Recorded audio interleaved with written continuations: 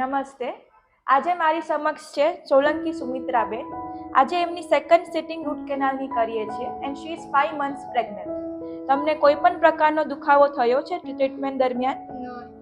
અત્યારે તમે દવા જે તમને લખી આપી એથી પણ તમને કોઈ સાઈડ ઇફેક્ટ કે તમને એવું લાગ્યું કે મને કોઈ માને કે મારા બાળકને કંઈ નુકસાન થયું હોય એવી રીતે?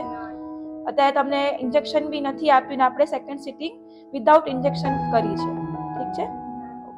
સો આજનો આપણો ટોપિક છે કે કોઈ પણ પ્રકારની દાંતની ટ્રીટમેન્ટ પ્રેગ્નન્સીમાં કરી શકાય કે નહીં. સો કોઈ પણ પ્રકારની treatment before planning pregnancy dental checkup કરાવી લેવું જોઈએ, જેથી કરીને ડ્યુરિંગ આ જે પ્રેગ્નન્સીનો પિરિયડ છે એમાં આપણે કોઈ પ્રકારની ટ્રીટમેન્ટ કરાવવી પડે નહીં. બટ ઇન કેસ ઇમરજન્સીમાં કોઈ પણ દાંતનો દુખાવો થયો હોય તો second trimester is the safest trimester કોઈ પણ પ્રકારની ટ્રીટમેન્ટ કરીએ એના માટે.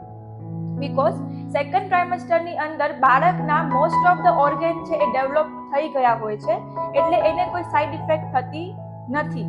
પ્લસ જે મધર હોય છે એના નોઝિયા, વોમિટિંગ એ બધા સિમ્ટમ્સ પણ ઓછા થઈ ગયા હોય છે, તો she is in the better condition કે સેકન્ડ ટ્રાઇમેસ્ટરમાં એ કરાવી શકે છે ટ્રીટમેન્ટ. થર્ડ ટ્રાઇમેસ્ટરની અંદર એ લોકોને ડેન્ટલ ચેરની અંદર લાઈ ડાઉન કરવામાં પણ પ્રોબ્લેમ પડે છે. તેથી કરીને આપણે કોઈ પણ પ્રકારની ડેન્ટલ ટ્રીટમેન્ટ કરવી હોય તો એ second trimester is the safest trimester.